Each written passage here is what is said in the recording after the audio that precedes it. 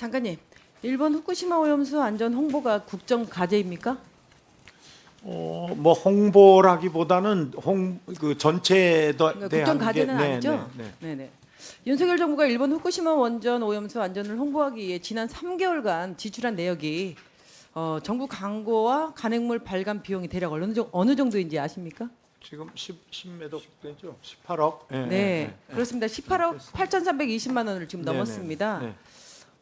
화면에 좀 나오는데 유튜브 KTX, 지하철 등 정부 광고에 17억 9,420만 원, 후쿠시마 오염수 10가지 괴담 책자 16만 500부를 인쇄 배포하는데 8,900만 원을 지출했더라고요. 네. 같은 기간 후쿠시마 관련 홍보 콘텐츠는 600건이 넘었습니다. 정부가 나서서 오염수 방류 중단을 촉구하는 정부 광고를 했다라면 제가 충분히 이해를 합니다. 그런데 국민의 우려를 괴담으로 만들면서 다른 나라 쓰레기가 안전하다고 홍보하는 정부가 도대체 어느 나라 정부라고 생각하십니까? 글쎄 그 문제는 제가 볼 때는 물론 그 의원님처럼 그렇게 생각하실 수도 있겠죠. 근데 이 문제는 이런 그 여러 가지 그 IAEA 발표나 또는 그 과학적인 방법에 대한 근거로 사실 이 국민 건강 하시고 안전 싶은 말씀 많으실 건데 제가 이게 계속 질의를 좀 우선이라고 이어갈게요. 생각해서 네. 이런 일들을 하니까 문체부가 최근에는 일본의 후쿠시마 오염수 안전 홍보부라고 부처명을 바꿔야 한다는 이야기들도 나오고 있다라는 거 언론을 통해서 좀 봤을 겁니다. 장관님, 일본은 30년에 걸쳐 오염수 방류를 한다는데 그렇다면 문체부는 30년 동안 계속해서 오염수 안전 홍보 예산을 사용하실 계획입니까? 뭐 그건 아니겠죠? 네, 그렇지 않을 거라고 생각합니다. 잘 검토 네. 다시 해주십시오. 네네. 비유럽권 최초로 대한민국 강릉 평창에서 2024년 동계 청소년 올림픽 홍보비는 2년여 동안 9억 8천만 원에 불과합니다. 우리나라에서 대회가 개최되는지도 모르고 있어요. 홍보 자체가 안 되고 있다라는 거죠. 네네. 문체부는 윤 대통령의 나팔수 역할을 제발 좀 멈추시고 본연의 역할을 저는 해줬으면 하는 바람입니다. 제2의 잼버리 사태가 발생할까 봐 저는 진짜 우려스럽다라는 말씀을 다시 한번 드리고요. 이제 막 부임하셨으니까 장관님께서 경험도 있으시니까 다시 한번 검토를 잘 해주시기를 네, 부탁드립니다.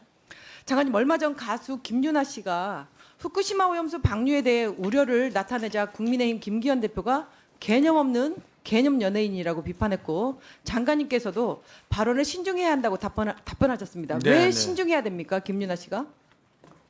그 문제는요. 왜냐하면 이제 이 공인 뭐 영향력이 큰 뭐 이렇게 전 개인으로 대답하면 제가 그렇게 안 했을 그렇죠, 텐데요. 공인으로 바라본 거죠. 전체의 의미로 그렇게 네. 얘기를 한 겁니다.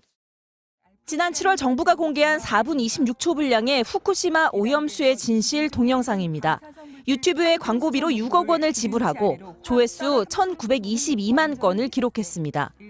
우리 수산물 안전할까요? 라는 1분짜리 홍보 영상엔 유튜브 광고비 4억 5천만 원을 썼습니다. 정부가 지난 3개월 동안 후쿠시마 오염수의 안전성을 홍보하는 데 쓴 예산은 모두 18억 8천여만 원. 야당은 정부가 국민들의 우려를 괴담으로 치부하며 나라 돈을 써서 일본 정부를 대변했다고 비판했습니다. 다른 나라 쓰레기가 안전하다고 홍보하는 정부가 도대체 어느 나라 정부라고 생각하십니까? 후쿠시마 오염수 안전 홍보부라고 부처명을 바꿔야 한다는 이야기들도 나오고 있다라는. 이에 대해 문화체육관광부는 가짜뉴스로 인한 피해를 막기 위해 정책 홍보 예산을 쓸 수밖에 없었다고 반박했습니다.